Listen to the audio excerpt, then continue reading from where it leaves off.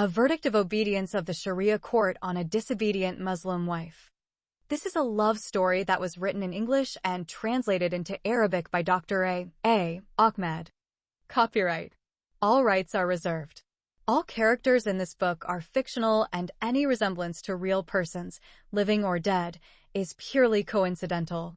No part of this book may be reproduced, stored in a retrieval system, or transmitted in any form or by any means without the prior written permission of the author except by a reviewer who may quote brief paragraphs in a review to be printed in a newspaper, magazine, school journal, or university article. This story is about 3 Muslim girls who were subjected to gross injustice, severe violence, and abhorrent persecution by Muslim men, religious leaders, Sharia court judges, and police officers in the Islamic community and the religion of Islam and its misogynistic, hateful, and abusive teachings against women's rights, which are innumerable.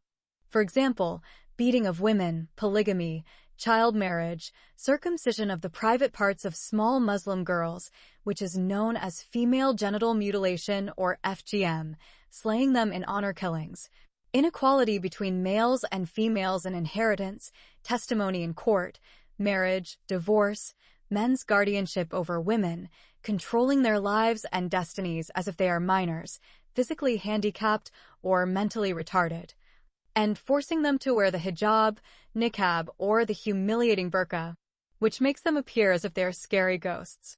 Muslim men are allowed by the Quran to have sex or rather rape without the need for marriage captive women of war such as wives, daughters, sisters, and even mothers of the defeated enemies who are called unclean infidels such as Jews, Christians, Hindus, Buddhists, atheists, etc.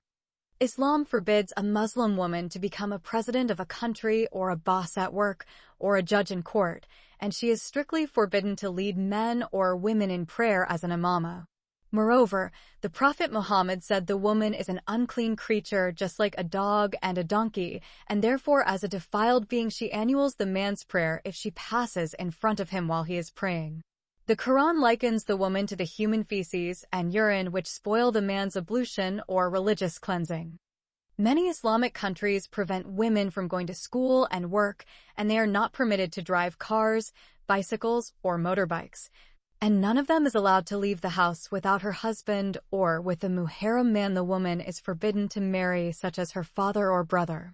They are forbidden to practice any kind of sports, such as soccer, basketball, volleyball, and tennis, and they are not allowed to go to gymnastics, beaches or swimming pools, cinemas, or theaters, or act as heroines in movies or actors in the stage in plays or be female singers, or compete in beauty contests such as Miss World or Miss Universe. They cannot compete in the FIFA Women's World Cup of soccer or football because Islam doesn't allow them to reveal their heads, hairs, faces, hands, shoulders, legs, thighs, and hips or put short pants like men because each Muslim woman is a wara or naked creature. They are not permitted to be reciters of the verses of their holy Quran because the Prophet Muhammad said the woman is a wara or naked and her voice is a wara too.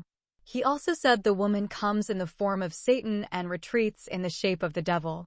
Muslim women are also not allowed to fall in love with Muslim men before marriage or choose their future husbands or life partners. This story is about the 3 innocent Muslim girls, Intisar, Firdaus, and Mona. Chapter 94. Ethiopian prisoner Maria Abraha. The helicopter that transported the detained Sudanese girl Intisar arrived in the city of Asmara on the same evening. They moved her to another military base. From there, the Sudanese prisoner was transferred by military vehicle to the women's prison in the capital of Eritrea. The Christian bride, who miraculously escaped execution in Khartoum, found herself again in the women's prison in the city of Asmara. Now she is once again trapped in a detention center amid prostitutes from brothels and illegal bar girls, drug addicts, thieves, homeless, and dangerous female killers, Eritreans and Ethiopians. There are many accused prostitutes who have been arrested for roaming and selling their bodies for cheap prostitution in the deserted streets of Asmara. or having paid sex in car seats with citizen travelers and foreigners who picked them up from public roads and wanted to devour them as easy sexual prey. All of them are Ethiopian, Eritrean, Somali, and Kenyan Christian and Muslim suspects and convicts. Intisar spent her first day in Asmara in the overcrowded women's prison. She discovered that some of the detainees could speak English, but most of them only spoke the local languages of Eritrea and Ethiopia. In addition, she found that the imprisonment of women in Ethiopia is 1,000 times better than the infernal detention of women in Sudan. Detainees are provided with 3 regular meals each day. The prison dormitories are spacious, clean, and not filled with suspected and convicted women like the barracks for women held in Sudanese prisons. In the dorm where Intisar lives, there are mattresses and blankets for every detainee. Moreover, it is not as crowded as that dark bottomless abyss in the demonic Democratic Republic of Sudan. In addition, the detainee in the prison in Asmara is treated as a human being and not as a slave or an animal, as was the case in her miserable condition in the women's prison in Khartoum. The next day, the accused, Intisar, was placed into handcuffs and taken for interrogation, expecting to fall again into the hands of some ruthless Ethiopian policewomen, like the evil Sudanese interrogators, who tortured her and left her half dead in the fire and brimstone of the women's prison in Kober Central Prison in her homeland. As soon as she entered the interrogation room, she found that there were 2 women and a man. They are all in civilian clothes. The man said, smiling, "Welcome to our country, Ethiopia, Miss Sudan." The Sudanese suspect said with a frown on her face, "Thank you, dear sir." "Why did you come to our country?" "I have come to your country to seek asylum and protection from death." "Why didn't you come through one of our international airports? Why did you smuggle yourself across the Sudanese-Ethiopian border?" "I tried to flee through Khartoum International Airport, but I was unjustly arrested and sentenced to death by hanging for the crime of apostasy from Islam."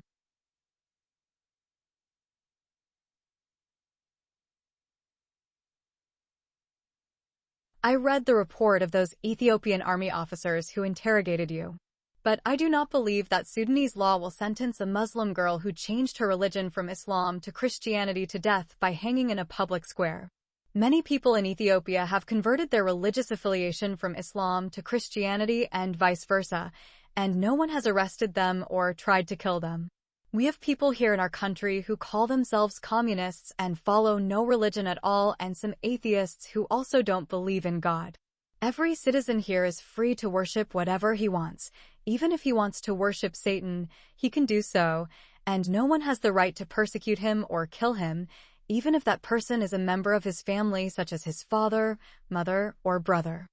Sir, Sudan is an Islamic country governed by Sharia laws, not a secular country like Ethiopia. Islamic law prescribes the death penalty for every Muslim who abandons Islam and converts to Christianity. There are authentic hadiths of the Prophet Muhammad that stipulate the execution of any Muslim who turns away from Islam and converts to another religion. For example, but not limited to, the Prophet Muhammad commanded his Muslim followers in one of his authentic hadiths, saying to them, "Whoever changes his religion, kill him." Miss Intisar, my knowledge of the laws of Islamic Sharia is 0. I do not wish to know anything about the teachings of that Arab religion, which has become a source of terror in all parts of the world, including in this secular country of ours. I agree with you, sir, in everything you said about Islam teaching on terror and producing terrorists and misogynists, and also on non-Muslims whom the Quran called impure infidels and permitted killing them, enslaving their women and children, and raping their free women as captives of the war of jihad. I would like to add that I am clear of any misdemeanor that I have been accused of committing in your great secular country, Ethiopia, which gives women and men equal rights and treats all people equally, regardless of their race, religion, gender, or skin color. As I assure you, my brethren in Christ, that I have not committed any felony or moral crime in my country, Sudan, that deserves to be condemned to execution by hanging to death, by stoning with stones, or by cutting off my head with a sword.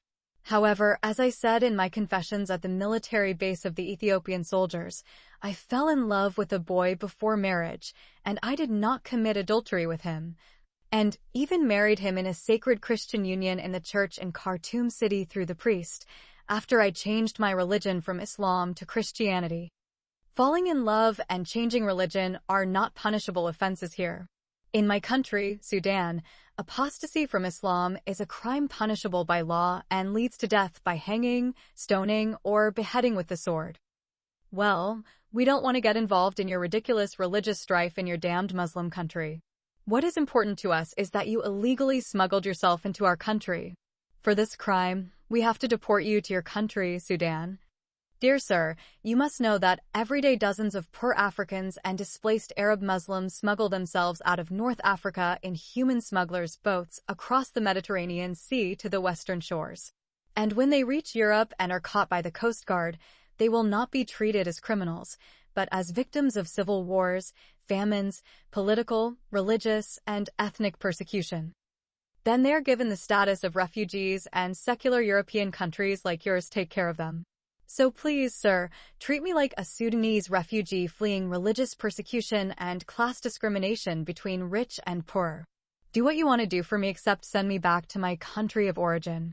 Even if you had to imprison me for 10 years for smuggling myself illegally into your country, that is more likely tolerable than sending me back to be executed. As I said, I have come to seek asylum and protection in your secular country. If you send me back to Sudan, I will be hanged for the crimes of apostasy and adultery. As she spoke these heartbreaking final words, the Sudanese girl on the run from death row wept and begged for mercy. Miss Intisar, we have a law in this country, and according to our law, you are an offender. You have to appear before an investigative judge in a criminal court. You can hire a lawyer to defend your religious case. Sir, I am a strange girl in your country. I don't have the money to hire a lawyer. The felony court will appoint an attorney without having to pay for your defense. Suppose my lawyer fails to convince the judge of my religious problem. You will still have the opportunity to appeal in your case. And if the appeal I will file it is also denied, I regret to tell you that I do not have the right to decide on behalf of the court. If the judge decides to return you to your country, the Ethiopian police authority will deport you by plane to your home country and hand you over to the Sudanese authorities. Intisar responded to these disturbing closing words by shedding copious tears. While crying with bitterness and deep sadness, she fell to her knees and raised her handcuffed hands and said words about her persecution and suffering and what awaits her in her homeland. Her plea breaks hearts and moves the whole world. After feeling that he had heard enough from the Sudanese girl who smuggled herself to his secular country, the man said, "Please, policewomen, take her back to the women's prison." Immediately, 2 huge Ethiopian female guards dragged the Sudanese suspect, Intisar, as if she were a dangerous criminal. Shortly thereafter, the Asmara Women's Prison Administration set an appointment for the accused Sudanese foreign girl who smuggled herself illegally across the border into the country to appear before an Ethiopian investigative judge a month later. Anyway, during her first week in prison, the suspected Sudanese girl developed a close friendship with a detained Ethiopian girl named Maria Abraha. She is a very beautiful, compassionate girl, full of the love that she shows to all the inmates. Her love, kindness, and unparalleled beauty reminded Intisar of her favorite song, Maria, for the wonderful Sudanese artist, Hamad Al-Rayh. It is the only song that she memorized by heart, and she always sang it with her beloved Sammy, before she fell prey to her tragedies, suffering, and persecution in Sudan. So, Intisar sang it in prison to her new Ethiopian friend who was imprisoned with her in the same dorm in the women's prison. The beautiful Sudanese captive girl Intisar fell in love with her charming Ethiopian friend in Asmara, Maria, as well as her sweet Coptic friend in Khartoum, Susan. As Susan was to her like an oasis in the desert of Sudan, Maria became to her like a pool of fresh water in the jungle of Ethiopia. Oh, Maria, I wish I had the chisel of Phidias. And a genius soul. And in front of me is a mound of marble, to carve out the reckless sedition in the same measure as you. An enlarged statue. And made hair like a waterfall. Some on your shoulders. and some scatter. And on the cilia inexplicable night. And on the cheeks, light breaks, and on the teeth sugar. And a mouth like a hungry lion snarl. He sends a whisper to his fragrant melody. And he calls out thirsty lip. And another regrets. And on the chest fountains of hell explode.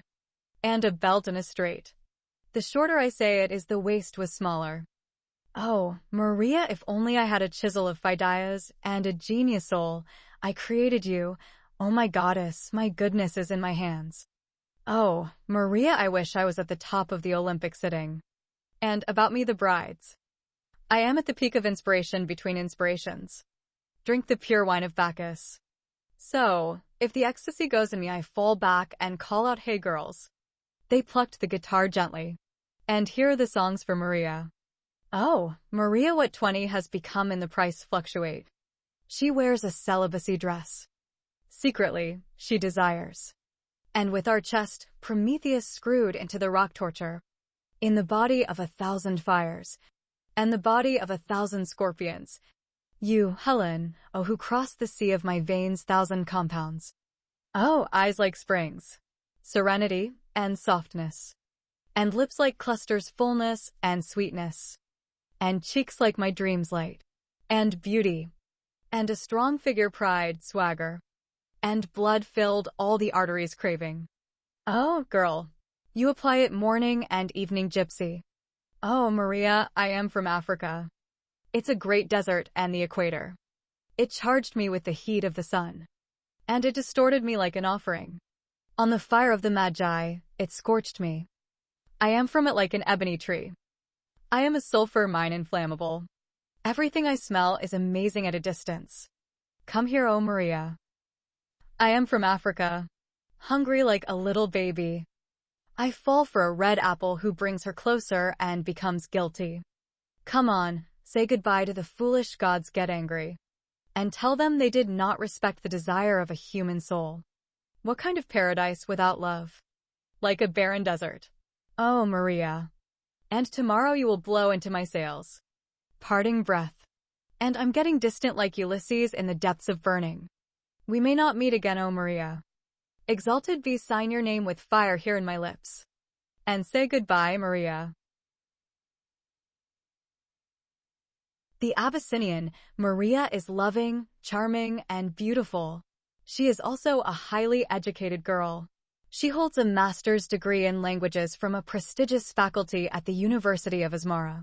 So, she is multicultural and speaks 4 languages fluently. Amharic, Tigrinya, English, and Arabic. She can read and write in all of these languages despite her wonderful beauty and high education. She has a tragic story that is much sadder than the love story of Intisar and Sami. She has been in love with a handsome Ethiopian boy for many years. What a pity one day her beautiful Abyssinian boyfriend met with a fatal traffic accident and died instantly. Maria lost hope in life and became addicted to alcohol and drugs. She lost her job, her family, her friends, and everything. This eventually led her to prostitution. This is why she was arrested several times as a street prostitute and thrown behind bars. She became a jailbird. Intisar tells her friend Maria that she is still young, beautiful, and educated. She can still find another lover who might be like her late boyfriend. Then the Sudanese girl said to her Ethiopian friend, "Why do you punish yourself and destroy your life without a mistake that you or your late friend did not commit?" Maria told Intisar that the Ethiopian community would never accept me again. They will always look at me as a degenerate street whore and bitch. Intisar said to Maria, "You can change your city, Asmara, and go to another city. There you can start again and live a good life.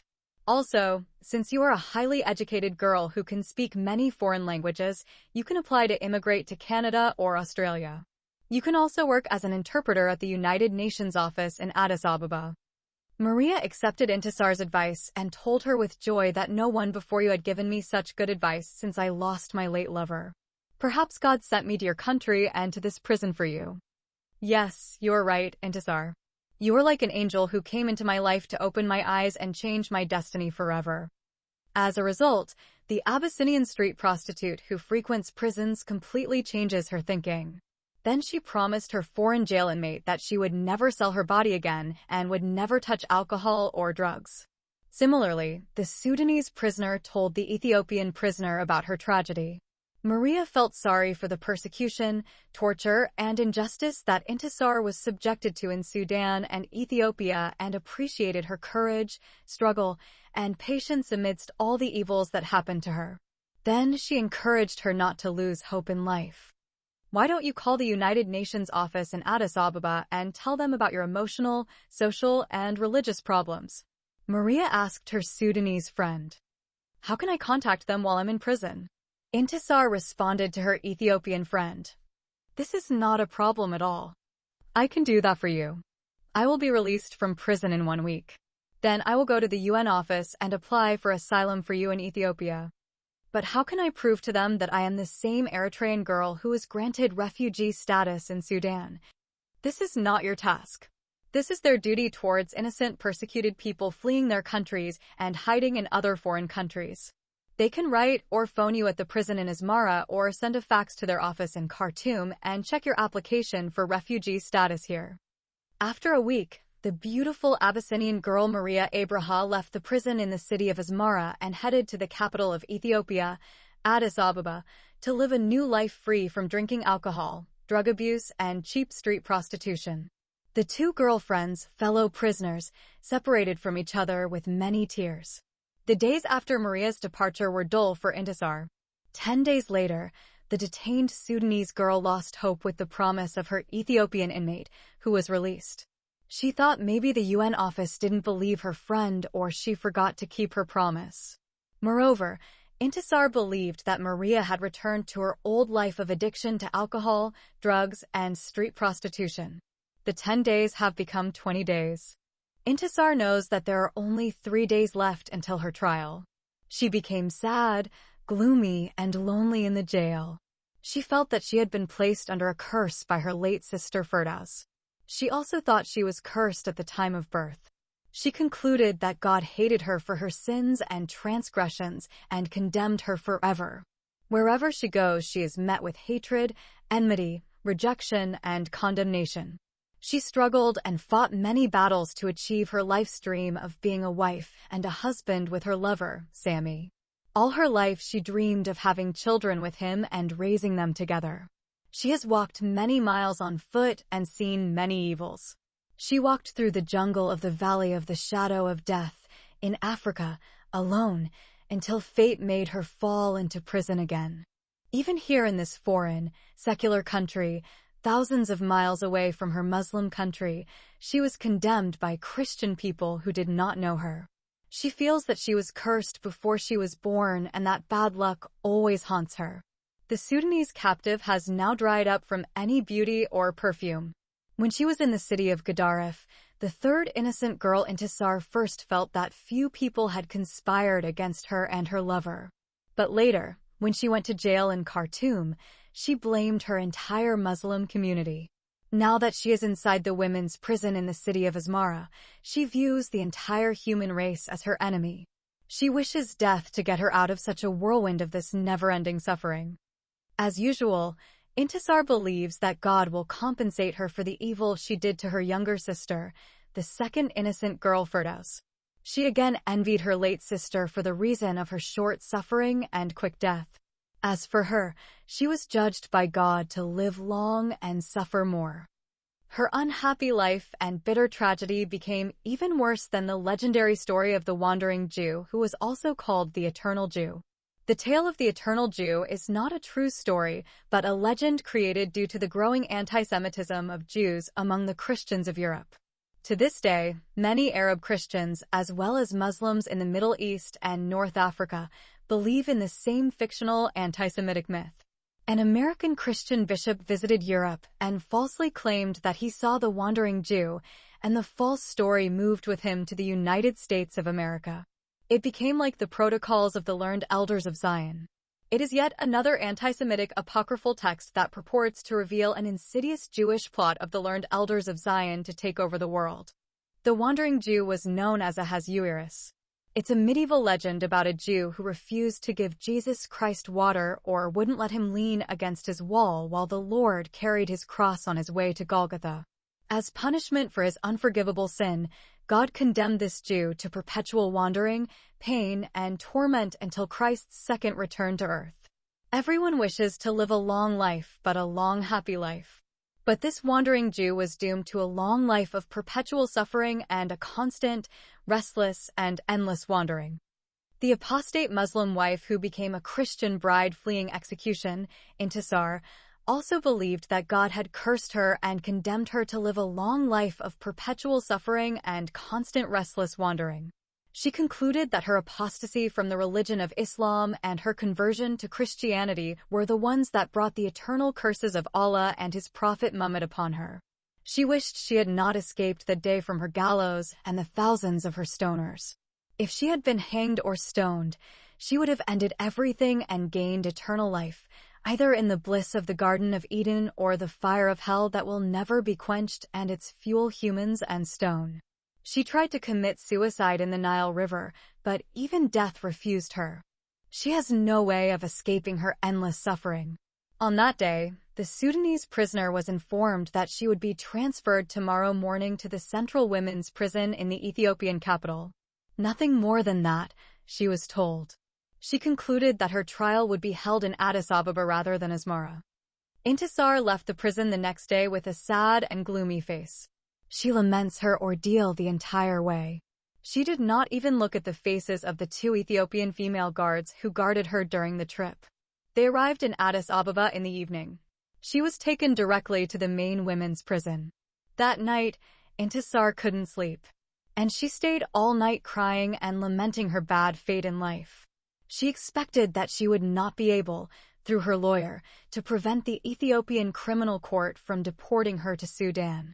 She also understood that the Sudanese police authorities would demand her extradition. At 10:30 the next morning, the foreign captive girl who escaped from the death penalty in Sudan and smuggled herself illegally across the border into Ethiopia was taken out of prison and transferred by her female guards to the office of the Deputy Commissioner of Police in Addis Ababa. When Intisar entered the office, she found a beautiful white woman, a good-looking Ethiopian young lady, and a man who she was told was the Deputy Commissioner of Police. The white woman's pretty face caught Intisar's attention, and that cheerful face showed eagerness, longing, and willingness to talk to her. The Ethiopian woman is also young, beautiful, and gentle. Then the beautiful white woman got to her feet and extended her hand to Intisar and greeted her warmly in English and shook her hand. While she was saluting and holding in both her hands Intisar's right hand, she started to speak. "My name is Victoria Thomas," said the white lady. "I am a Swedish woman. This beautiful girl's name is Gloria Sifu. She is Ethiopian. We have come from the United Nations office in Addis Ababa. We have received your asylum application and carefully examined your case and found it valid. That is why we approved your application and granted you asylum in Ethiopia. Thank you very much, kind ma'am." Intisar replied immediately with tears of joy. "You should also thank this honorable Deputy Police Commissioner and his Ethiopian government for accepting you as a Sudanese refugee in their country. Thank you very much, kind sir. Also, do not forget to thank God and your friend Maria Abraha, who brought your case to our attention and filled out the asylum application form on your behalf. I will definitely do that. You are now as free as this great man, this beautiful young woman, and me. Thank you very much, ma'am. And thank you very much, sir, and thank you, Miss Gloria. I have never felt such overwhelming happiness and such feelings of joy in my life as I do today. You virtuous people are not human beings, but angels of God." Gloria said, "Yes, God always uses his people who are ready to follow him." "Amen," Deputy Commissioner of Police said. "We all say amen," Victoria said. Then the Deputy Commissioner of Police said that now your liberty has been restored to you, and you may go in peace and live among us wherever you want to live in our country. Thank you so much, sir. Well, it's time to say goodbye to you, Deputy Commissioner of Police of Addis Ababa, and let's go, Mrs. Intisar and Miss Gloria. Outside the office of the Deputy Commissioner of Police, the terribly abused Sudanese girl felt free again, like a bird in the sky. She just wants to grow wings and fly in the blue sky of Addis Ababa and fly higher and land in the promised land Canada where her lover lives. Everything before her eyes changed in an instant. Once again, she felt that she was living in a wonderful world and among beautiful people. She is now smiling at everything. She tried to hide her joy and happiness, but she couldn't. Her injured heart was healed instantly, and all fear, despair, and hopelessness vanished from her mind. Her thought was renewed and her being filled with indescribable joy. Her spirit spontaneously revived. Immediately her body forgot all the pain and her heart all its grief. From zero she felt like she had become a hero. From jailbird to free bird. From stinky prisoner to beauty queen. Only happy smiles can free her from the great joy that filled her heart, mind, and soul. She now walks with her head held high and confidently behind the two United Nations staff members. They are like two true angels of God who came down from heaven and opened the abyss and snatched her from the jaws of death that hunted her down during those dark and lonely days of suffering in the dreaded prison of Sudan and wandering aimlessly in the frightful jungle of Ethiopia. They also reminded her of her black angel, the driver of the lorry, and her red genie, who came out of Aladdin's magic lamp and fulfilled her desire to flee from the kingdom of Tartarus. The free girl Intisar also thanked God 1,000 times for her inmate in prison, her beautiful friend, Maria Abraha.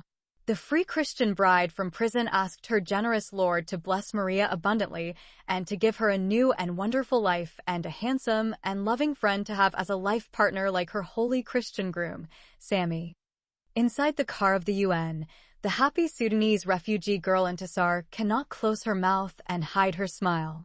His sweet lips and white teeth do not hide her joy for 1 minute, and her beautiful eyes do not blink for a second. As the car was driving away from the women's prison, Intisar realized that its iron door was closed behind her forever.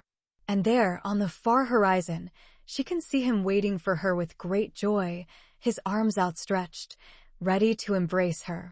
She loves him. She longs for his presence. She desires his body.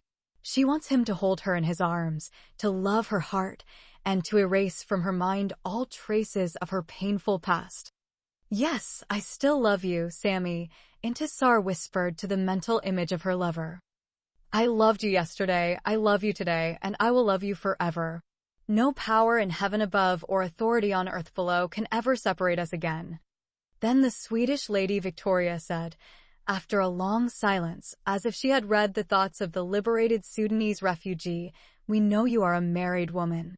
Your husband is an Eritrean refugee who has been resettled in Canada. We tried to track his address, but we couldn't. We are told that he currently lives in Toronto. We are still trying to locate him. Anyway, you will be traveling as a resettled Sudanese refugee very soon from Ethiopia to Canada." Those promising words kept ringing in Intisar's happy ears while she was lying comfortably on a bed in the hotel room in Addis Ababa where she was booked. The next day she was awakened from her sleep by the beautiful two human angels Victoria and Gloria. They handed her the plane ticket, the Red Cross emergency travel document, and some US dollars for her long-haul flight from the black continent of Africa to the white continent of the New World, where the promised land Canada is overflowing with love, money, and happiness. These are copies of the same travel documents that were stolen from her by the despicable Khartoum International Airport Security Police Inspector, Alamin Abd Iblis Ibn Satan, who breathed his last breath in the land other than freedom in Khartoum. He was brutally killed along with the devil-incarnated police inspector Sakina Satanallah. Then the corrupt inspector sold the foreign visa and the plane ticket to one of the travel agencies in Khartoum City.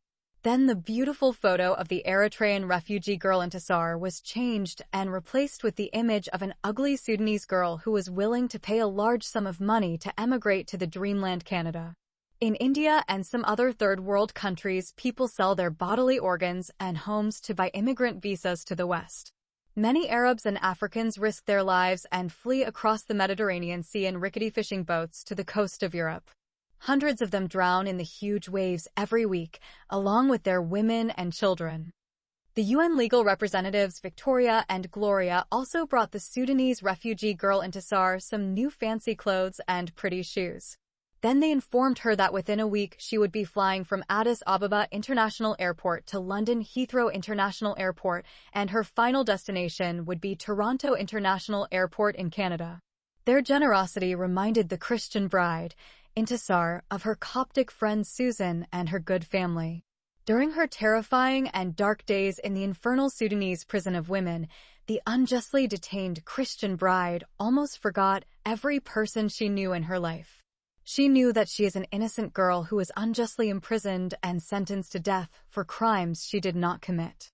Her evil police female guards and terrorist Muslim prison inmates didn't let her for a minute without being subjected to physical torture and psychological abuse. It was as if her mind was possessed by impure, demonic spirits that could not comfort her even in the blink of an eye. Today God sent his angels again and saved her from all those evil demonic spirits that have possessed her mind and body since she was in the Democratic Republic Satan and followed her all the way to the jungle of Ethiopia.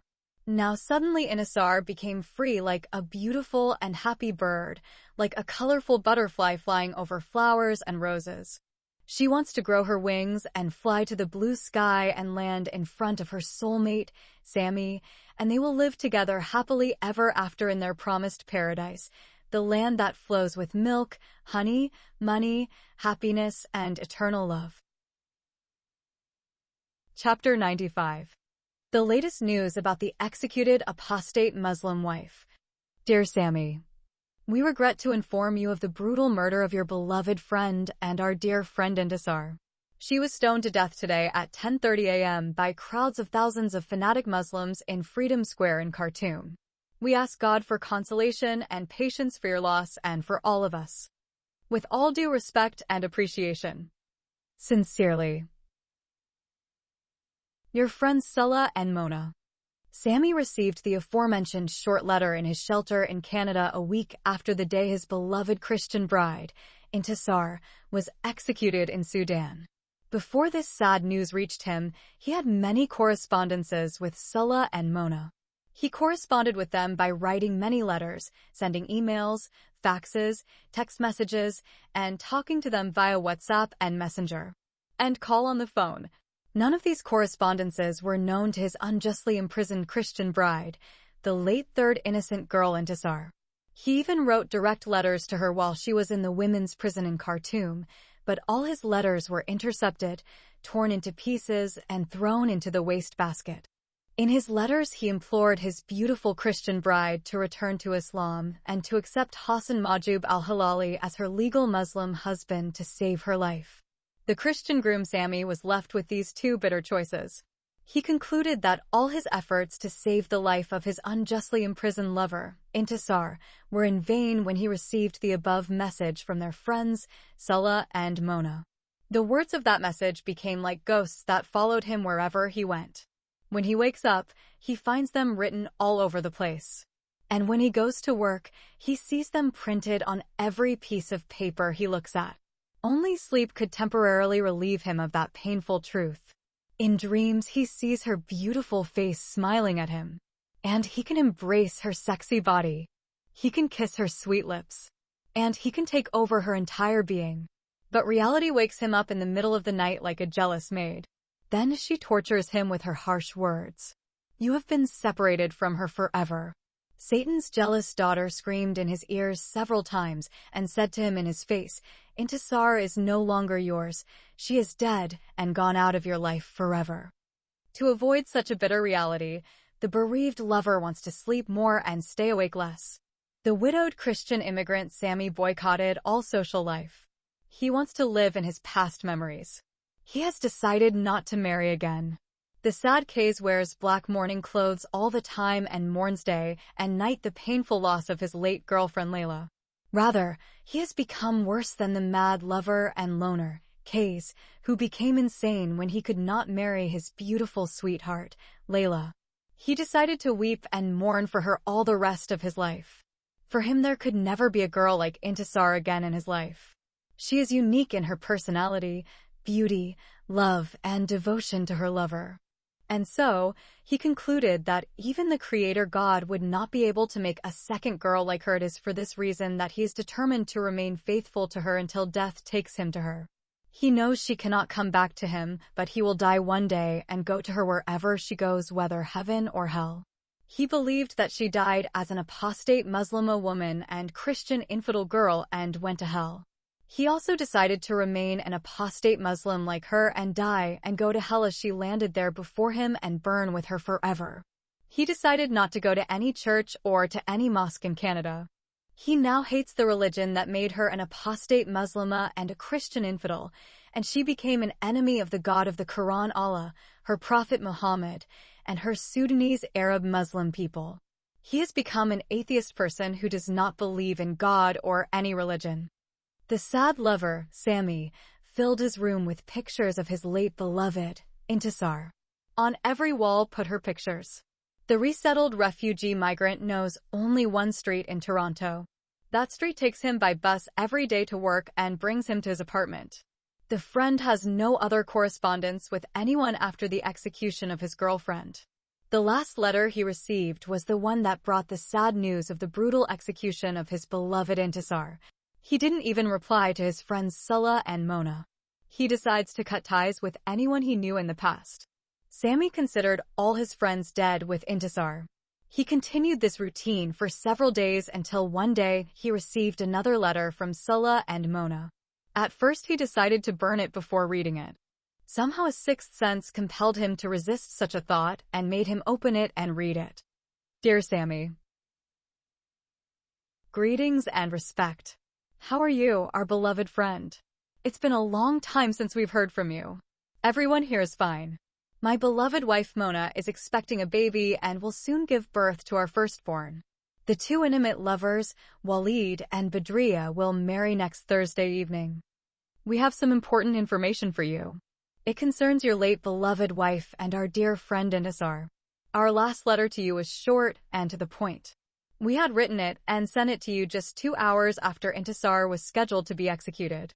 But we later learned that things did not go as planned. A battle, chaos, and bloodshed took place between the crowds of people, police officers, female prison guards, and army soldiers. Even the notorious Islamist militiamen of the Janjaweed, known today as the Rapid Support Forces, joined the deadly fray. As a result, many people were brutally killed. According to the latest news, tens of thousands of innocent men, women, and children were killed that day. Most of those killed are from the public. A large number of policemen, policewomen, guards, military soldiers, and the Rapid Support Forces were also brutally killed. Among the civilians, nearly 100 religious leaders were killed. Most of them were either shot dead or trampled under many feet. Among them are the Islamic judges of the Khartoum Sharia court who issued a death sentence by stoning to death on what was called the apostate Muslima woman and the adulterous wife, the late innocent girl Intisar. They were considered to have died as martyrs and traveled to the Garden of Eternity, where each of them received 72 eternal virgin nymphs or Huri girls. Moreover, among the so-called righteous killed martyrs, the 15 university professors and scholars debated with the condemned apostate Muslim girl and tried to convert her back to Islam, but they failed. All of them, without exception, died in the bloody melee. We have some good news to tell you, too. The imam of the largest mosque in our city, Al-Ghadarif, Maulana Sheikh Marzouk, was trampled under many feet due to the stampede and was seriously injured by the stones of the angry people who came to stone the apostate girl who was sentenced to death. The injured imam died shortly after in Khartoum General Hospital. It is the same hospital where my late, innocent girlfriend Firdaus breathed her last. God rewarded him for the evil he had done to her. It seemed that the evil Imam Maulana Satan Marzouk traveled all the way from the city of Ghadarif to the capital of Sudan, Khartoum, to participate in the stoning of the innocent girl Intisar. Fate took him there, where he received the punishment he deserved. Among the dead were the bodies of the 4 prison female guards who took Intisar in a police wagon to the execution ground. Among them is their leader, Sakina Khalifallah Abd al-Din. The police inspector, Alamin Abdul Kafar Abdul Sadr, who arrested Intisar at Khartoum International Airport, was also stoned to death, and he too died in a horrific way.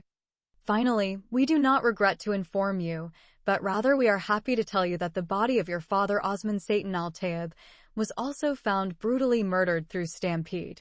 The bodies of the Imam Maulana Sheikh Marzouk and the wealthy business magnate Osman al-Tayyib were brought to the city of Gedaref, and a grand burial ceremony was held for them. The men beat copper for them, and the women gave them great lamentation. Their wives, sisters, daughters, and granddaughters covered their heads and faces with ashes, and their other female relatives covered their clothes and bodies with dust. Those women fell on the ground and rolled around and foamed from their mouths like epileptic lunatics. Some of them slapped their faces and pulled out their hairs like mad women do. Almost half of the city's population attended their funeral. Before their burial, the newly appointed Imam of the Grand Mosque Maulana Sheikh Al-Huda performed a prayer of thanks and appreciation for their souls in the Freedom Square in the city of Al-Qadarif, in front of the same house of God that was built by the evil old geezer who died, Osman al-Adib. More than 50,000 people participated in that funeral prayer. In his sermon, the new Imam praised the late Osman al-Tayyib for his many charitable works he did in the city. He named some of these good deeds, but he forgot to mention the great injustice and the innumerable evils that he committed against his son Sami, his late girlfriend, Intisar, and her innocent family members. He also deliberately ignored the mention of the heinous crime that everyone knows about, which was committed by the evil old man, Osman al-Tayyib, with the help of the Imam of the Grand Mosque, Sheikh Marzouk, the criminal guardian Omar. The judge of the Sharia court who issued the law of the jungle called the verdict of obedience, and the 5 policemen who kidnapped the innocent girl Firdos from her family's house and brought her to him in the so-called House of Obedience, where he tied her up, beat her, starved her, and brutally raped her to death. The Imam said that the deceased, good man Osman al-Tayyib, built a large mosque, a secondary school for girls, and a ward for women in the Gedaref Civil Hospital.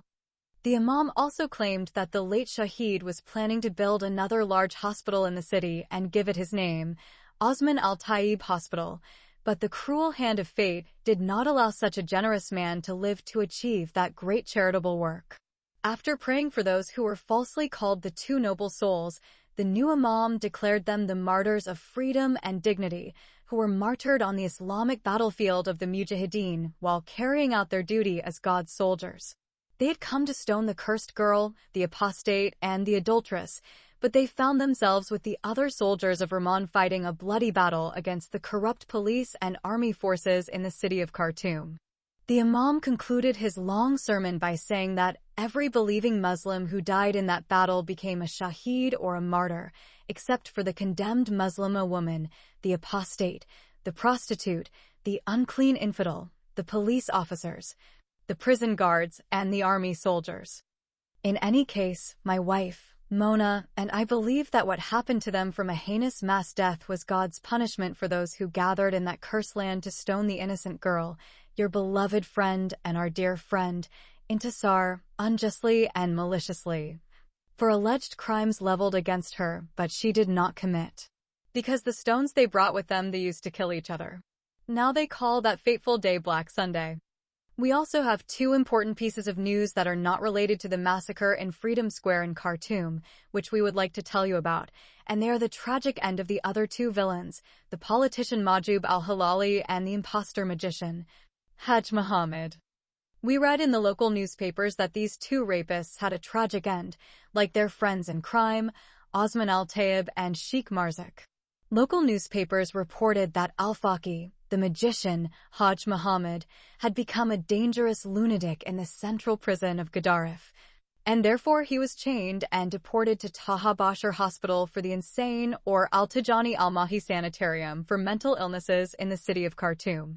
A newspaper recently reported that the well-known politician, Mahjoub al-Hilali, who is being held under investigation in Khobar Central Prison in Khartoum North, breathed his last in the hospital's intensive care unit and died of his wounds caused by the severe beating of a prison inmate who accused him of raping his beautiful wife, Raja, who cheated on him with him. Thus was the end of the 4 evil men who were considered the 4 greatest men in the city of Gedaref. The just God of heaven recompensed them for the evils they committed against the two innocent sisters, Intisar and Firdaus. They caused their untimely death, and God punished them severely for their crimes. Our dear friend Sammy, you must be keen to know what happened to the dead body of your beloved friend after her execution by hanging or stoning in Freedom Square in Khartoum City. Before executing the unfair death sentence against her, I tried, in my capacity as her lawyer and one of her friends, to obtain approval from the Women's Prison Authority in Khartoum North to be handed over her body after she was killed, so that I could bring it to her mother, Sarah, in Gadaref City, so that we could arrange a funeral for her and bury her in one of the Muslim cemeteries in her hometown. Unfortunately, the prison authority refused my request and told me that her remains should be buried in the prison cemetery until she completes 14 years imprisonment in order to fulfill the sentence issued against her by the Khartoum Criminal Court for killing her alleged Muslim husband, Hassan, whom she slaughtered in defense of her honor when he tried to rape her in the House of Obedience.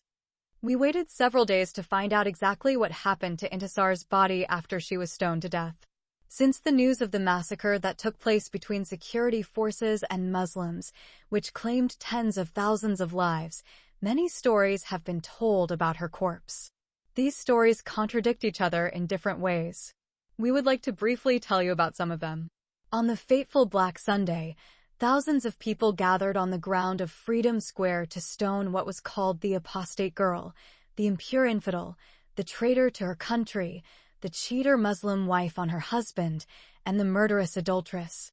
Everyone was informed in advance through radio stations, television channels, and local newspapers by the religious clergy to bring 10 stones or bricks.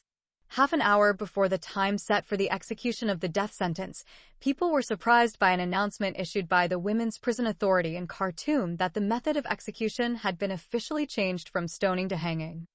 The sudden and unexpected change created great indignation in the hearts of all Muslims who gathered in hundreds of thousands to stone the woman convicted of apostasy and adultery. They reacted violently and started shouting while expressing their protests. They knew that Islam required that an apostate Muslim girl, like Intisar, be stoned, beheaded, or crucified. They told each other that hanging was a method of execution brought to Sudan by infidel Christian rulers during British colonialism. So, they resolved to put her to death by stoning only. When the angry crowd saw that the condemned apostate girl Intisar had been brought under the gallows, they started throwing lots of stones and bricks at her and at the police, army soldiers, and RSF. Police officers, female prison guards, military soldiers, and the rapid support forces responded by firing live bullets into the angry crowds.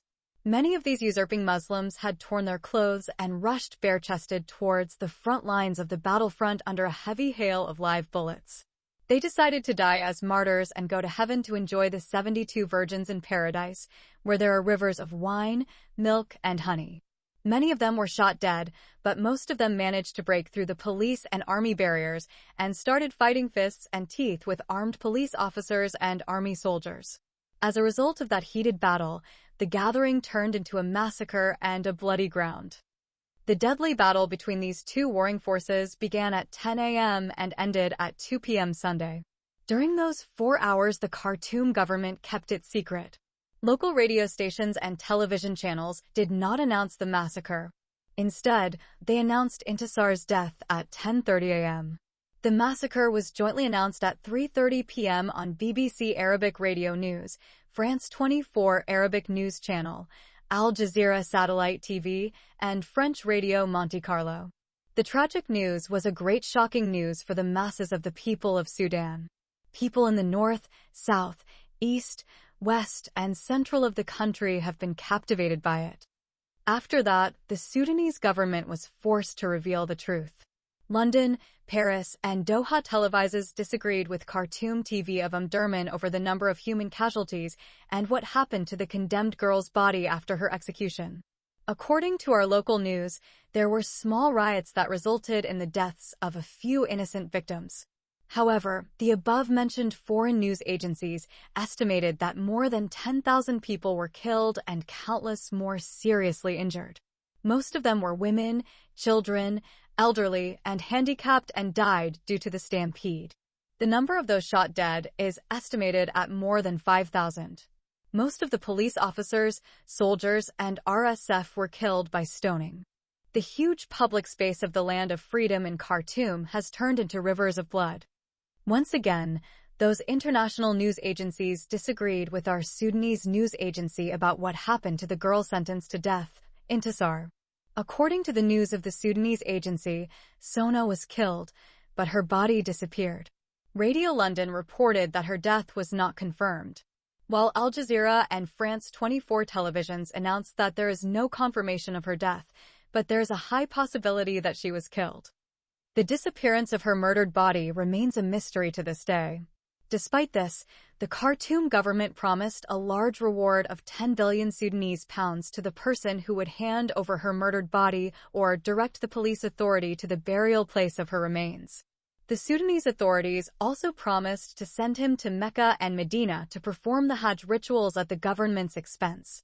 After 2 weeks of intense research and investigation, the government officially announced that Intisar's body had disappeared in mysterious circumstances on the day of her execution. Nevertheless, the Sudanese government continued to insist on killing the apostate Muslim girl who was sentenced to death. Senior religious leaders, Sharia judges, and imams of mosques told many stories to explain the mysterious disappearance of the body of the disobedient, apostate, unfaithful, adulterous, murderous, blasphemous, and convicted Muslim wife who was stoned to death. The most widely accepted and agreed upon story was told by the elderly Sharia judge, Maulana Sheikh Al-Tajani, who is one of the 5 judges in the Khartoum Sharia court who issued the death sentence against the so-called apostate and infidel Muslim woman. He was unable to attend the execution due to his old age and poor health. This religious judge claimed that God Almighty showed him in a night dream what happened to the corpse of the disobedient, apostate, blasphemous, unfaithful, adulterous, and murderous wife. He said while he was sleeping in his house with his head lying on his bed beside his 4th wife, Sulamah bint Imam Nur al-Huda. And here he was given a divine vision that was revealed to him by an angel from the sky with the constellations that are above 7 heavens and layers. He claimed that he saw the square of the Land of Freedom Square full of faithful Muslims and the blessed angels of the merciful Allah. These creatures of God wear snow-white robes in the same way as the guests of Rahman. The Muslim pilgrims wear azar al-ihram, while performing the rituals of Hajj in the 2 holy cities of Mecca and Medina. He also saw policemen, policewomen, jailers, guards, rapid support forces, and military soldiers wearing black uniforms, just as the Jewish Israeli soldiers IDF, the U.S. Marines, and NATO troops wear in Palestine, Iraq, and Afghanistan, who are the brothers of apes and pigs. Then he claimed that he saw the Muslim disobedient wife, who was convicted of apostasy, adultery, murder, and blasphemy, was also covered in black clothes from the top of her head to the soles of her feet, as if she was wearing the Islamic burqa. She did not wear the shirt and pants that exposed her nakedness, which the infidel Christians gave her after her disbelief in Islam. God forbid. Then he saw the raging battle begin between these 2 groups. The white group is the party of God and the black group is the party of Satan. He also said that it was like the Great Battle of Badr, which took place between the Muslim believers from the city of Yathrib and the pagan infidels from the city of Mecca. The angels of the Most Merciful are tall and stand shoulder to shoulder with the faithful Muslims and fight with them against the accursed Satan's aides, police officers and women prison guards who are deficient in reason and religion, army soldiers, and the rapid support forces of Janjaweed. The angels of Rahman appeared to the blessed judge of the Sharia court in his dream vision as giants and titans. While the battle was raging, the judge of the Sharia court, Sheikh Al-Tajani, saw 2 angels holding the apostate and the cursed infidel disobedient wife and flying away. All the mighty angels of the merciful flew with them. The old, long-lived judge, Sheikh Al-Tajani, was snatched from the raging battle, and 2 angels carried him on their wings, as 2 eagles carried an old turtle holding a stick in its teeth, and took him to a far place in the lowest gutter of hell. In that underworld ablaze with the fires of hell, the 2 angels laid the body of the accursed apostate woman, and the other angels gathered around her. Then the Archangel Gabriel presented the virtuous Imam Sheikh al-Tajani with 10 smooth and strong black stones. When he asked about the place of bringing these coal-black stones, he was told that they were brought from Sakr, Al-Hatma, Syar, Sijin, Jahannam or Hades, and Al-Nur or Hell. Sheikh al-Halim said, "These are the names of hellfire in Islam." After that, some of the mighty angels dug a hole in the ground and buried the apostate, adulterous, unfaithful, and blasphemous Muslim wife up to her neck. Then a large number of angels began throwing stones at the infidel, unclean, and cursed woman. The elderly Sharia judge claimed that he participated in the stoning of the adulterous girl, who was cursed by Allah because she blasphemed his holy Quran and insulted his infallible prophet Muhammad, may God bless him and grant him peace. After a while, the adulterous and apostate Muslim wife was buried under those stones. After that, the angel of death, Azrael, said to me, "Sheikh al-Tajani continues to narrate his divine vision, which he claimed was given to him in his dream from above the 7 heavens. O good and faithful man of Allah, go and tell the children of Adam and the offspring of Eve from among the Muslims what you have seen with your blessed eyes and what you have done with your holy hands. And here it is a dream and a true vision from God Almighty, the creator of 7 layers of heaven, 8 layers of earth, and all other creatures." Judge Sheikh al-Tajani wrote the above dream 7 times on 7 sheets of paper. Then it was circulated around the country with some warning written on the bottom. According to the warning, if any Muslim man or Muslima woman reads this dream and does not rewrite it 7 times on 7 small sheets of paper and distribute it to 7 Muslim men or women, then he or she will be denied entry on the last day to paradise, the good house, the Garden of Eden, the house of bliss, the house of the pious, the house of decision, the house of standing, the garden of eternity, the house of peace, and the shelter paradise of the animal. According to the virtuous judge, these are the names of paradise in the Holy Quran. This fairy tale, which tells of what happened to the body of the infidel, apostate Muslim wife, who Muslims believe she died as fetiza of carcass of a dead animal because she was condemned by the Sharia court with a death sentence, spread at the speed of light throughout the country and was accepted by many people in Sudan as a true vision from God that was revealed to his faithful servant, the Sharia judge, the honest, the trustworthy, His Eminence Maulana Sheikh Tajani. Although my beloved wife Mona and I do not believe in such a false fairy tale as told by a senile old man, we do not want to place false hope in your heart about what happened to the dead body of your beloved friend Intisar. Her execution, either by hanging, stoning, or her killing by stampede, was accepted by everyone, especially after the BBC Arabic News announced she could not escape alive in such a bloody battle and human massacre that killed thousands of innocent people.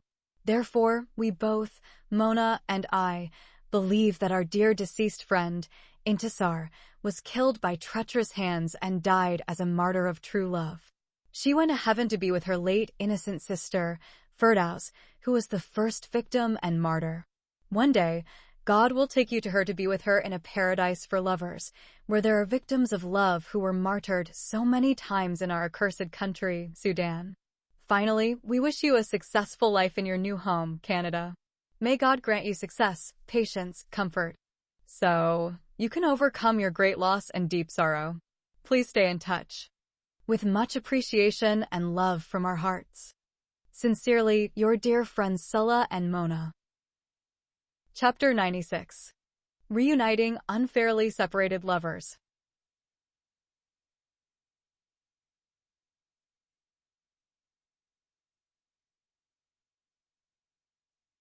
However, the late Christian bride, Intisar, who was supposedly killed as a martyr and went to the paradise of love victims, is the first passenger to pass through customs at Toronto International Airport. She had no luggage to wait for. She carries her few clothes in a small bag that looks like a school bag of a 17-year-old high school girl. As soon as she got off the Boeing 747 jumbo jet and entered the arrival hall, the first thing that caught her attention was the large number of people around her. They are healthy foreign people and wearing new clothes. They are beautiful women and handsome men. They look very wealthy. Their children are cute, happy, and playful. They attract everyone to look at them. The beloved Intisar wished to touch, hold, kiss, or hug one of them. When she looks at a boy or a girl, he laughs or she smiles at her. Her mind was forced to remember the images of the emaciated Eritrean children that she saw as skeletons walking in the jungles of the Ethiopian forest. The images of miserable black children dying in the terrifying African jungle caused hot tears to fall from the eyes of the Sudanese refugee girl who escaped the death penalty and was resettled in Canada. Intisar took her handkerchief from her bag and wiped away the tears that blinded her vision. Then she left the arrival hall and entered the waiting hall. She became very amazed by the wonderful beauty and cleanliness of the city of Toronto. She saw everyone happy and beautiful and everything clean and shiny as if it were new. Intisar thought she had landed in heaven, and these were not humans but angels. She made a quick comparison between her people back home and these Canadians. Everyone in her country is either an evil man or a victim woman. The sons and daughters of her people always feel anger and suffering, and most of them have hearts filled with hatred and deep-seated malice for everyone around them, even those closest relatives to them. Her entire country is so filthy as if all of Sudan is one big garbage container. Dust and dirt cover everyone there. In fact, Sudan can be likened to a large prison for women whose rights have been denied. It is also like a forest full of ferocious wolves hunting innocent lambs. When the resettled refugee girl reached the arrival hall, she began looking around for the person who was supposed to receive her at Toronto International Airport. The beautiful young Swedish woman, Miss Gloria Thomas, told her that someone from the Canadian Immigration Office would receive her when she landed safely at the Toronto International Airport. She was told she would see someone holding a sign with her name written in large letters. After wandering aimlessly for a few minutes inside the arrivals hall, Intisar suddenly saw a young white woman holding a small sign with her name written on it. She approached the woman and introduced herself. "Welcome to Canada, Mrs. Sami Osman Al-Taib," said the smiling woman, then continued to say that you did not let me wait for you long. "Thank you, ma'am," replied Intisar. "My name is Juliet Willis. You can just refer to me as Julia. I am pleased to meet you, Mrs. Osman Al-Taib. My name is Intisar Ibrahim Mustafa Jabir. It is also an honor to meet you, Miss Juliet Willis." "What did you say, dear? Can you tell me your name again?" "I told you, ma'am. My name is Intisar Ibrahim Mustafa Jabir." Miss Juliet Willis looked first at the sign with Intisar's name on it and then at the resettled refugee girl. "You mean to tell me that you're not married yet? And that's not your name?" "Of course, I am a married woman, and this is my name and the name of my father-in-law." "So, you are Mrs. Intisar Osman Al-Taib." The Sudanese girl Intisar, who was horribly abused, religiously persecuted, and resettled as a refugee in Canada, was tempted to scream in protest at being associated with the name of the evil old monster, Osman Satan Al-Taib. But she resisted her righteous and justified anger. She might rather accept the devil as her family name than take the hateful name of the criminal old man who kidnapped and raped to death her innocent sister Firdaus. She despises and hates that vile man and his detestable name. His middle name is Satan's name. Yes, he deserves to be despised and looked at with disgust, contempt, and bitter hatred. He is dirty, brutal, shameful, low, contemptible, and a very bad old man. He is also corrupt, destructive, kidnapper, murderer, abuser, rapist, heinous, malicious, misogynist, hateful, evil, deceitful, and very dangerous. Simply put, he is the embodiment of evil. Then the angry girl, Intisar, said with gnashing of teeth to Miss Julia, who received her, "Yes, I am the Sudanese refugee wife whose name was written on your list. Please, beautiful young Sudanese woman, follow me to my car." Then the resettled Sudanese refugee wife followed the beautiful Canadian miss silently while her mind was still thinking about the little misunderstanding that happened between them because of her father-in-law's name. She felt that the evil old man's name was like a stigma attached to her name in the promised land of Canada, and she had to abide by it for the rest of her life. He is like a monster whose evil hand has reached her even in this strange country. As soon as they got into the car, Miss Julia started the engine and started driving. Intisar still has no idea where she will eventually go in Toronto. She was told in Addis Ababa that her husband, Sammy, lives in Toronto, but his residence address is not yet known to the Canadian immigration authorities. Are you happy to come to Canada, Mrs. Osman Al-Taib? Yes, I am of course happy. Intisar said wryly, then added seriously. But please, Miss Juliet Willis, do not address me as Mrs. Osman Al-Taib. My name is Intisar. You can address me as either Mrs. Intisar Ibrahim or Mrs. Sammy. Mrs. Sammy. Well, your husband's name is really Mr. Sammy Osman Al-Taib. But you cannot be called in this country in this disrespectful way, Mrs. Intisar Ibrahim or Mrs. Sammy. Here the law will identify you and people will address you by your husband's last name. The angry Sudanese refugee once again swallowed her anger and remained silent. The young Canadian woman, Miss Julia, also felt that it was not advisable to continue the matter, which seemed strange, unpleasant, and shrouded in some mystery any further. The Christian bride then had to make a quick comparison between the beautiful white Miss Juliet Willis and the late ugly black elephant woman police inspector Sakina Kalifala or God's shit. She remembered how she was treated, despised, and tortured by that cruel Sudanese policewoman. The vast difference between the two women made her obligated to say, I'm sorry. I'm so sorry, Miss Julia Willis. I just don't like being related to that evil old man. What old man are you talking about, my dear Intisar? My father-in-law, whose name I will never say in my mouth even if he puts a gun to my head. Hearing his hateful name makes me shiver and feel disgusted. His despicable name will defile me if I say it with my tongue. Why do you hate your father-in-law to such an extreme extent? I fell in love with his son Sammy, but he did every criminal scheme an evil man could do to prevent a poor girl like me from marrying his rich son. He conspired with my criminal brother, Omar, and he married and kidnapped my younger, minor sister, then tied her with ropes and chains, imprisoned her in the house of obedience, starved her, beat her, and brutally raped her to death under the pretext of a permissible Islamic marriage. He bought her from my criminal half-brother, Omar, like someone who bought a slave. She was 15 years old when he married her, kidnapped her from our house through the Sharia court and the police, raped her and killed her. It also caused the suicidal death of my brother Osman. He also married me against my will to a man I hate more than I hate Satan. Because of him I went to prison. I was tortured, bullied, beaten, and raped inside prison. I was sentenced to death by hanging for the crimes of apostasy and adultery, but God miraculously saved me. Oh my God! Miss Julia screamed when she heard what the old son-in-law did to his daughter-in-law. What kind of punishment did that evil man receive? He did not receive any punishment. He was tried by the Khartoum Criminal Court in Sudan and honorably acquitted. The Islamic Sharia court in my country's capital justified all his bad deeds, and the secular court acquitted him of all the heinous crimes he committed against me. Here such an evil man will receive a life sentence. Can my husband Sammy and I change our last names? Yes, you can do that. By the way, do you miss your husband? I miss him so much. I hope you will take me to him immediately. Well, that's where we're headed now. We were able to locate his address only today.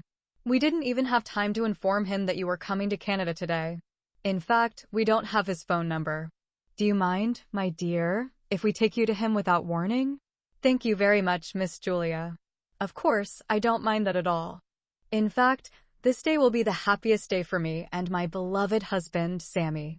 They were separated at Khartoum International Airport, and both of them thought they would never meet. Then Intisar started crying, not from sadness, but from joy at the knowledge of going directly from Toronto International Airport to meet her beloved Sammy after this painful and long separation. While she was in prison in Sudan and after being sentenced to death, she concluded that she would never meet her Christian husband again. The Christian bride felt that she had been killed in Khartoum and buried in the Ethiopian forest. Then she was miraculously brought back to life from her grave in Addis Ababa and brought to her Christian husband in Toronto on the wings of the eagle that flew from the black continent of Africa and landed in the New World on the white continent of North America. While she was crying from her heart, her mind was imagining the happy reunion in Canada of their souls and bodies that were unjustly separated from each other in Sudan. She wondered what she would do when she saw her handsome boyfriend. Do you run and hug him? Or do you fall at his feet and cry? What will Sammy do when he is surprised to see his beloved Intisar? Will he hug her? Does he kiss her on the lips or look into her beautiful eyes? She wishes he could do all this for her. Before she could answer these questions, the Canadian woman, Miss Julia, asked Mrs. Intisar to come down because they had arrived at the building where Mr. Sammy Osman Al-Taib resides in a rented apartment in the global city of Toronto. The resettled Sudanese refugee wife walks behind the white woman working at the Canadian Immigration Office while her heart beats fast and loud like an African drum. She walks with some difficulty. Her hands are shaking and her feet are shaking. Her body is sweating from the top of her head to the soles of her feet. She is terrified and thrilled. She suffers from some conflicting existential feelings that are stronger and more violent than the feeling of fear on the fateful day in which she was transported in a police vehicle to the gallows in Unfreedom Square in Khartoum. She has conflicting feelings of joy and horror. You want to run to him, and you want to run away from him before meeting him face to face. The Christian wife thought she might die when she saw her Christian husband. When the beautiful white woman speaks to her, the Christian bride responds in a low whisper or nods her head. Miss Juliette Willis felt the strength of the love that Intisar, the wife, felt in her heart for her husband, Sammy. I preferred not to talk to her. They crossed the street silently. They silently entered a high-rise building and headed to the elevator. They walked quietly into the elevator. Miss Julia pressed 7 for the 7th floor. The resettled refugee does not know whether the elevator has moved or not. The two girls remained silent as if they were in a funeral procession. They exited the elevator carefully and silently. Miss Juliette went out first, followed by the refugee girl. The two beautiful young girls walk like mice. If someone saw them walking silently and without making a sound, he might think that the two beautiful women came either to steal something or to kill someone. The wife followed the Canadian girl's victory while her body moved unconsciously. They walked in silence along the corridor until they reached apartment number 10. It was not Sammy's name that caught Miss Julia's attention, but the large picture of Intisar pinned to the door. I think this is your picture, my dear, said Miss Juliette Willis, breaking the long silence. The wife responded by nodding her head in agreement. Miss Juliette smiled and pressed the doorbell. No answer. I pressed it again. No response either. The white Canadian woman then turned to the resettled Sudanese refugee wife about to tell her that her husband, Sammy, was not in his apartment. But suddenly the door opened. Miss Juliette turned her face and saw a handsome boy standing before her eyes. He holds a large letter in his hand. He looked tense, his face gloomy. He is dressed in black mourning as if he is ready to go to a funeral procession. He seemed surprised to see the beautiful young Canadian woman standing in front of his apartment. The handsome young man did not see the face of the refugee wife, Intisar, because she hid behind the young Canadian woman and began crying silently, shedding many hot tears. Sammy said to Miss Canadian, I think you came to the wrong apartment. The young white woman said politely, We are looking for Mr. Sammy Osman Al-Taib. Yes, I am Mr. Sammy Osman Al-Taib. Mr. Osman Al-Taib, I have a pleasant surprise for you. Sammy was surprised by Miss Julia's words, which he did not expect to hear from a strange woman. I brought you your wife. I do not have a wife and do not want to have a life partner in the future. Miss Juliette looked seriously at Sammy and said, Are you sure that you did not have a wife in the past when you were in Sudan? Yes, I had a beloved Sudanese wife before, but she was arrested, tried, and convicted of apostasy from Islam by the Sharia court in Sudan.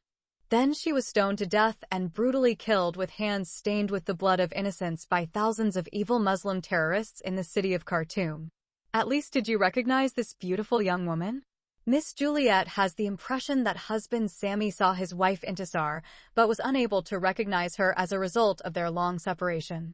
Then the sad lover saw the Canadian young woman's hand pointing to a young woman standing behind her. His eyes followed her hand until they rested on the crying girl's face.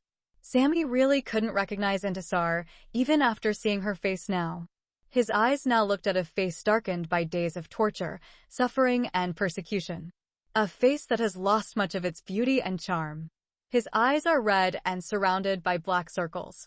His head lost much of its long black hair. He is pale and full of fear and anxiety. Intisar has already lost half of her beauty and sexy body and 2/3 of her weight.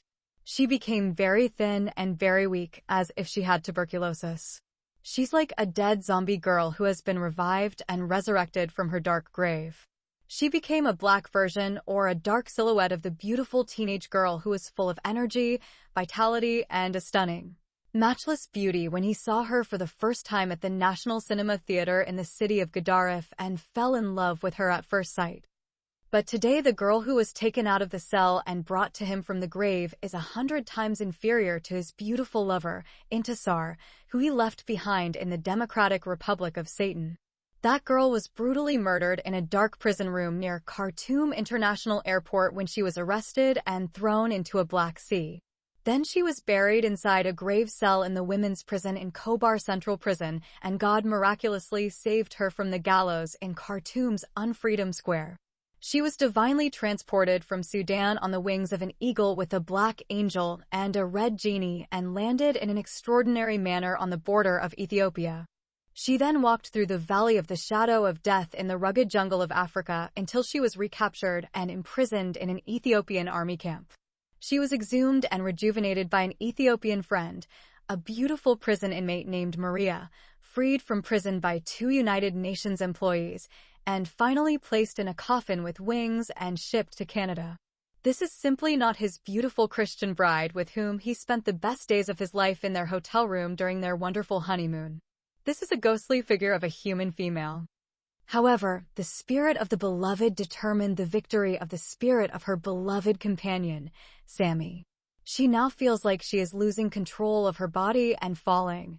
At that moment, her lover's eyes can penetrate beyond the physical appearance standing in front of him and recognize his soulmate, who is no other person than his beloved wife, the dead Intisar, who was buried and resurrected from the dead.